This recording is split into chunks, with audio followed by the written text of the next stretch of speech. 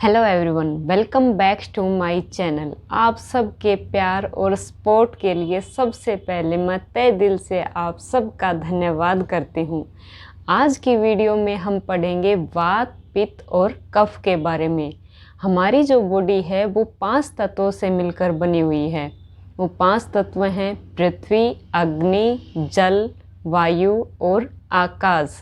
जब ये तत्व आपस में मिल जाते हैं तो इन्हीं के मिलने से बनता है वात, पित्त और कफ। वात में वायु और आकाश की प्रधानता होती है, पित्त में अग्नि और जल की प्रधानता होती है और कफ में जल और पृथ्वी की प्रधानता होती है। जब इन तीनों का संतुलन बना रहता है तो उसी को हेल्थ कहते हैं, और जब इनका संतुलन बिगड़ जाता है तो उसी को दोष कहते हैं और उससे अनेक बीमारियां पैदा होती हैं।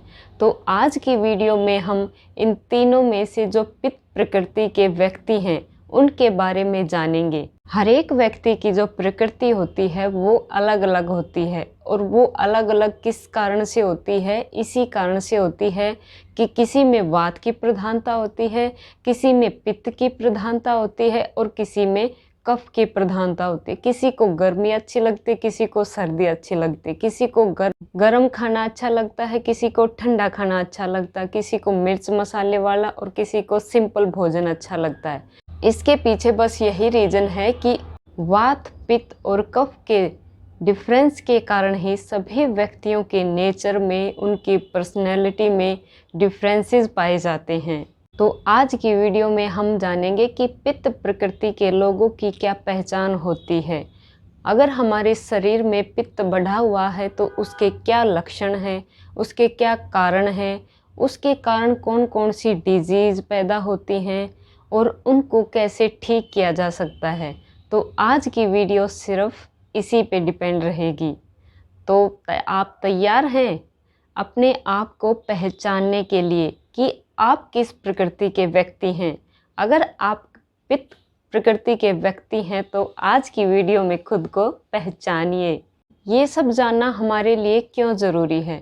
क्योंकि पित्त के कारण जो हमारे शरीर में दोष पैदा हो चुके हैं उनको ख़त्म करने के लिए, उनको ठीक करने के लिए हमें जानना ज़रूरी है कि हमारी प्रकृति पित्त प्रकृति है या नहीं।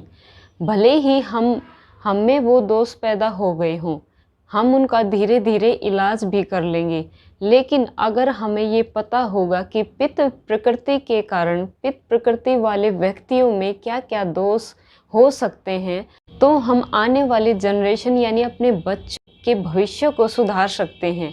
अगर हमने उनके नेचर को, उनकी प्रकृति को जान लिया तो उनके लिए हम पहले से ही अवेयर रहेंगे कि क्या प्रॉब्लम इनको भविष्य में आने वाली है, तो हम पहले से ही उसके लिए तैयार रहेंगे।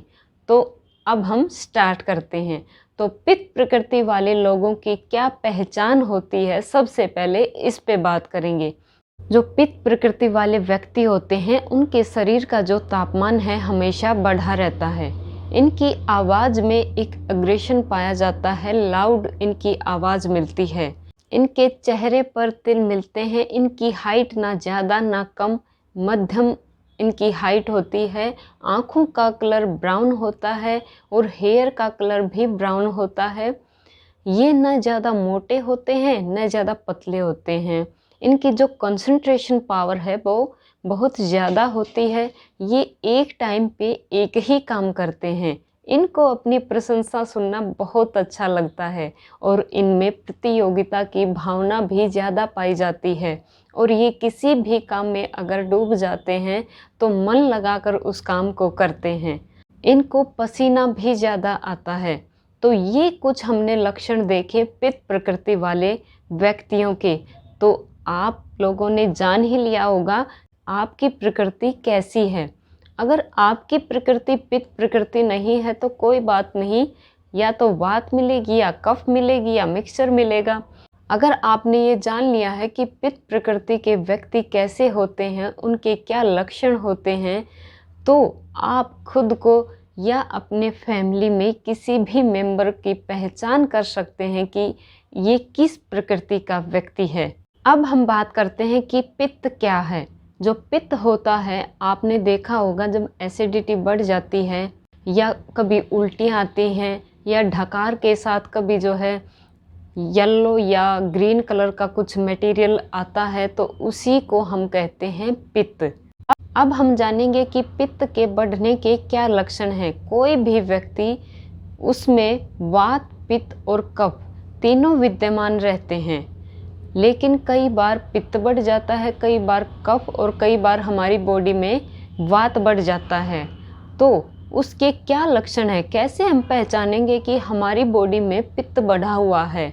तो आइए जानिए।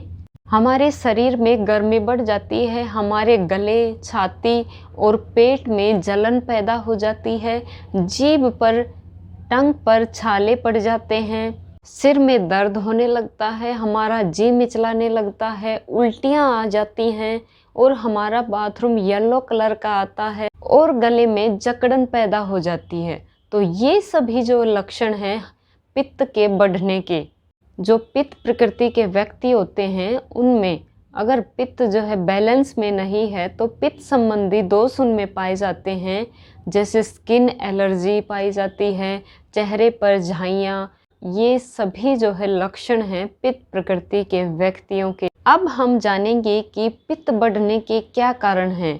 शराब, तंबाकू, मांस, अंडा, इन सभी चीज़ों का सेवन करने से पित्त बढ़ जाता है। दूसरा है पानी की मात्रा कम पीने से भी जो है पित्त बढ़ जाता है।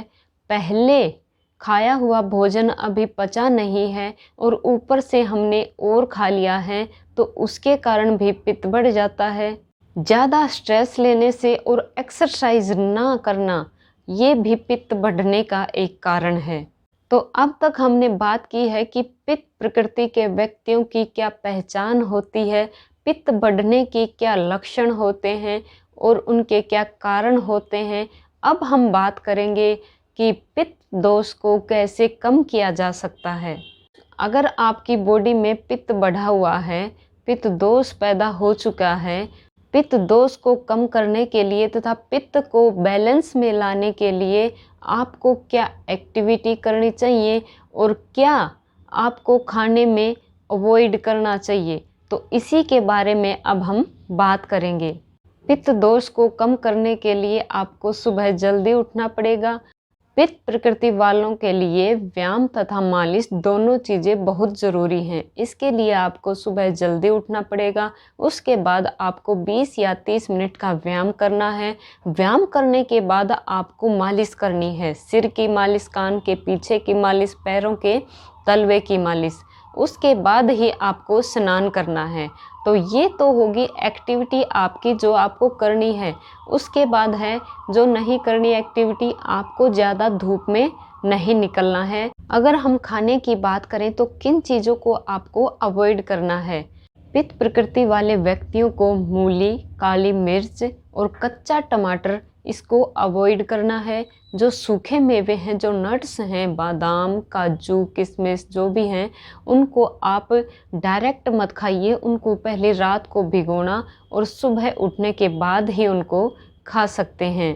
पित्त प्रकृति वाले व्यक्तियों को पानी की मात्रा ज़्यादा लेनी चाहिए, क्योंकि उनकी बॉडी का जो टेम्परेचर है वो ऑलरेडी बढ़ा रहता है। उसको मेंटेन रखने के लिए पानी की मात्रा ज़्यादा पीनी चाहिए। और गर्मियों में तथा बरसात के दिनों में अगर पित्त ज़्यादा बढ़ा हुआ है तो उस टाइम आप जो है घी का प्रयोग करिए। ज़्यादा से ज़्यादा आप घी खाएं तो दोपहर के टाइम पे पित्त जो है ज़्यादा बढ़ जाता है। इसको कम करने के लिए हमें क्या करना चाहिए, दोपहर के खाने में हींग और अजवाइन, इन दो चीज़ों का यूज ज़रूर करना चाहिए। जब भी जो है सब्जी बनाएं तो उसमें थोड़ी सी हींग और अजवाइन ज़रूर डालें, ताकि जो है हमारा जो पित्त है वो बढ़े नहीं, बैलेंस में रहे। और अगर आप दूध पीते हैं रात को सोने से पहले तो उसमें थोड़ी सी मिश्री ऐड करके ही दूध पिएं, तो भी आपका जो पित्त है वो शांत रहता है। इसके अलावा अगर हम बात करें तो पित्त दोष को कम करने की जो सबसे बड़ी औषधि है वो है जीरा। जी हाँ, जीरा। अगर आपको पित्त को बैलेंस में लेकर आना है तो आपको क्या करना है, आधा चम्मच जीरे को आधा कप पानी में अच्छी तरह से उबालना है। उबालने के बाद इसको जो है ठंडा करना है और बाद में जब इसको छान कर इस पानी को पी लेना है। और साथ में जो छना हुआ जीरा है वो भी आपको चबा चबा के खाना है।